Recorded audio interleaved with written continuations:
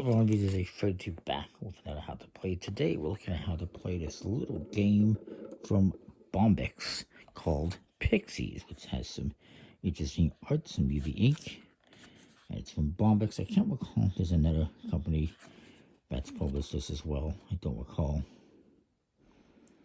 And it's a cool little game by Johannes Goopy, which features a deck of cards, and it's a very small, travel-friendly package. And the whole idea of this, it says here, with the passing of the season, small creatures emerge from nature. Choose friendly creatures to join you. Guided by the numbers, match cards up and collect colors to score the most points. Fantastic. So, I'm going to be probably looking at the rules a little bit. This game has a little scoring reference thing here that you can use in the back for how to keep score. You're going to be playing 3 rounds. Whoever has the most points at the end wins. It also has this color alphabet for colorblind people with these symbols that tell you what color everything is. There's also an app for keeping track of your score as well if you want to use that. In this deck, you have a bunch of cards numbered 1 through 9. And you're going to be playing them into a grid. 1, 2, 3, 4, 5, 6, 7, 8, 9. A 3x3 grid by number. So the 1's going to go here. The 9's going to go here. 5's going to go in the middle, just like it shows here. And also, your 2-player games. A couple of things to note about the cards. These crosses are negative points. You don't want to get those. Some have 1s, some have 4. And this is your color alphabet on the bottom. It also tells you how many there is of each one. So this one's a yellow. These swirls are positive points. And if you see one like this, it's 1 point per green one. This is 5. The smaller the number, the more points. The higher the number, the more negative points. And you have, like I said, different colors with different creatures. And it's kind of interesting. It is, unfortunately, not on a linen finish. Just a smooth plastic coat finish, but it's not bad. This is the same company as all that did a game I looked at previously called Sea Salt and Paper, which I did also like. This one's more of a tableau builder. So what's going to happen is, I'll show you a 2-player game. What you're going to do in general is you're going to reveal 1 card per player. So if it's 3 players, you have 3 cards. 5 players, you have 5 cards. 4 players, you have 4 cards. In a 2-player game, which is what I'm going to show you, you're going to have 4 cards, and each player will choose 2 instead of just 1 like you normally would. It's a drafting game and kind of set collection and that sort of thing, tableau building. So we'll reveal for 2 players 4 cards. I will say I go first. I'm going to draft one of these cards. I'm going to draft this one because it's 4 points. And 1, 2, 3, 4. My opponent's going to go now, and they're going to draft this 7. So 1, 2, 3. It'll work itself out once you get cards played out here. And then I'm going to go again. I'll take the 6. And he's going to be forced to take the 9. Well, you can see that. I'm going to move these over a little bit. Then we reveal 4 more cards. As soon as somebody has an entire 3x3 grid filled, even if they have face-down cards, which I'll explain, then the round ends and you score your points. And again, you're playing 3 rounds. So it's my turn again. I will...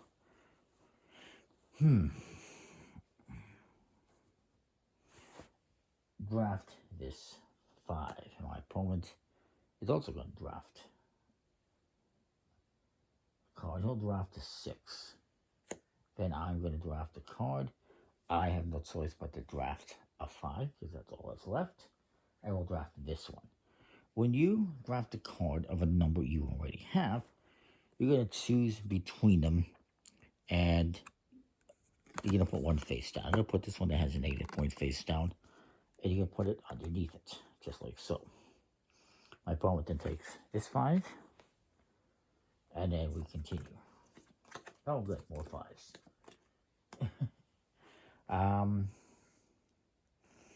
So I'm going to take this 4, and I'm going to put it here. They say that when you have a card on top of another one that you have validated it. That's just what they say in the game. This guy will take the 6 and he will, so we say validate it. And then I will go and I will take, I'm going to show you this. I'm going to take this 5. So if I take a card like this, and I already have 2 5s, I have to take this one and place it face down somewhere in my grid. Now my opponent's going to have to take this 9 and play that one face down. This is 1 less point. We continue playing. I'm going to show you one round here. It's my turn again. I don't want another 5. I don't want another 4. Don't really want another 6. I'm a little bit hosed here. I'll take the 6. And now my opponent's going to go. He will take this 4. I should have taken it to prevent him from getting it, but it is what it is. Comes back to me. I'm going to take, I mean, it doesn't really matter. I'll take this 4 and place it face down, and he will take the 5.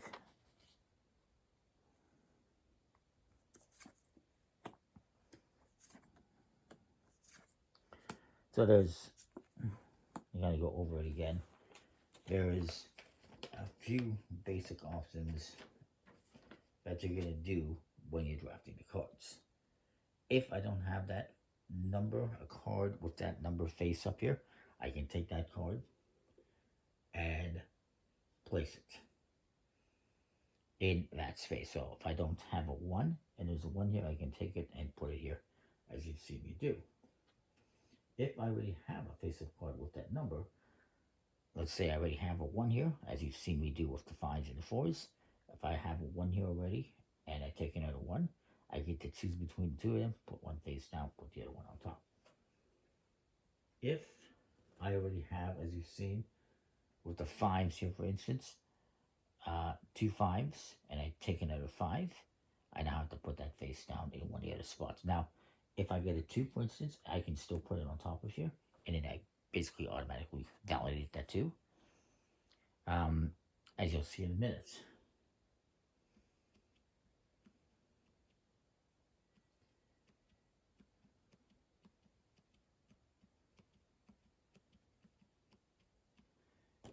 So what I'm going to do is I'm going to take this free. Now, for the record, if I take this free, I cannot put this underneath this other card or under another card. I have to put it here, so I will. My opponent's going to go. He will.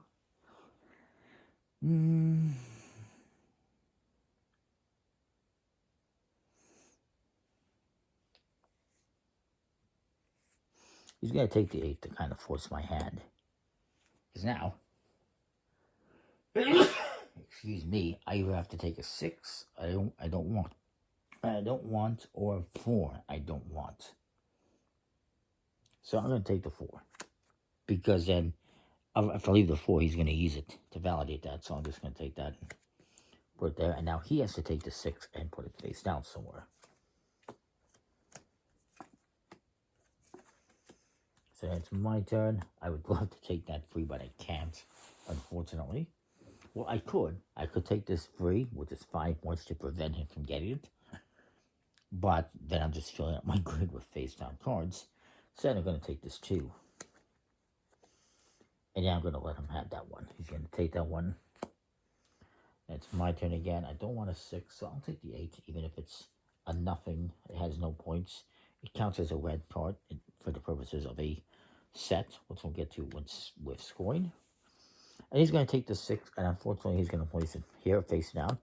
He now has a complete grid, silver, round, and so unfortunately I don't have many cards. Not as many as he does, but he also has a couple that are face down. Face down cards aren't going to be anything. I should mention as well, I don't think we saw one. find it. There's some cards like this one right here. This counts as any color for the purposes of scoring, which we will talk about scoring right now.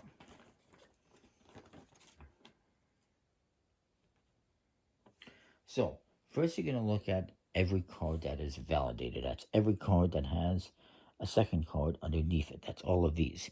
These ones, just one card, are non-validated, so we're not going to score any points at this very instant.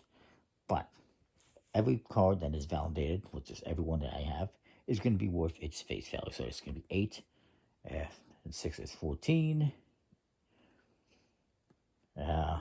24, 28 points is what I get for that, as opposed to my opponent, who would just get 20. These face down cards are not going to be worth anything. So you're going to score that.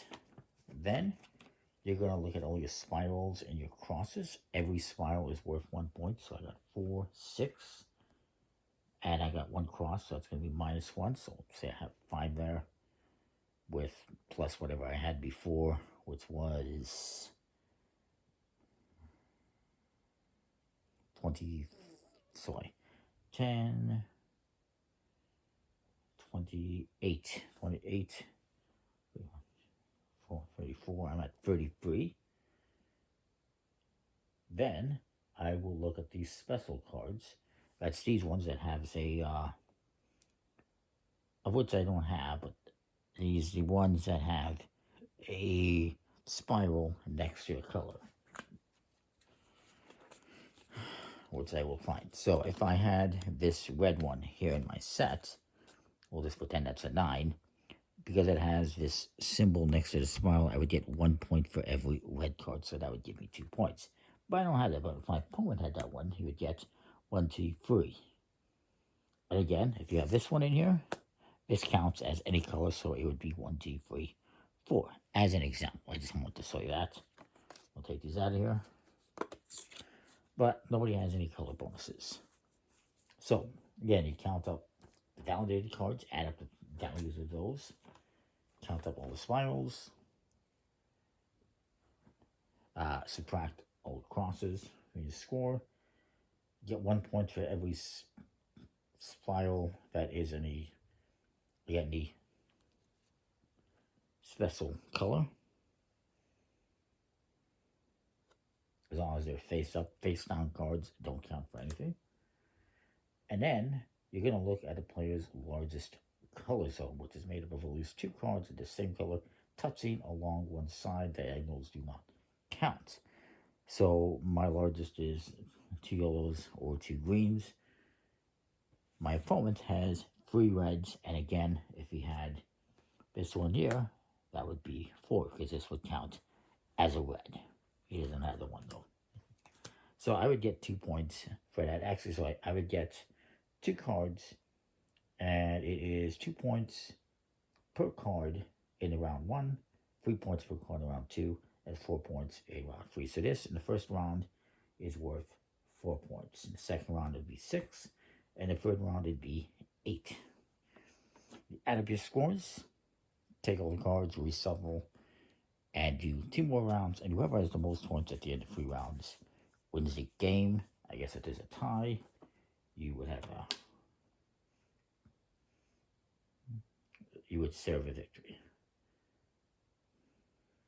So it's a pretty cool game. I like how it plays and everything.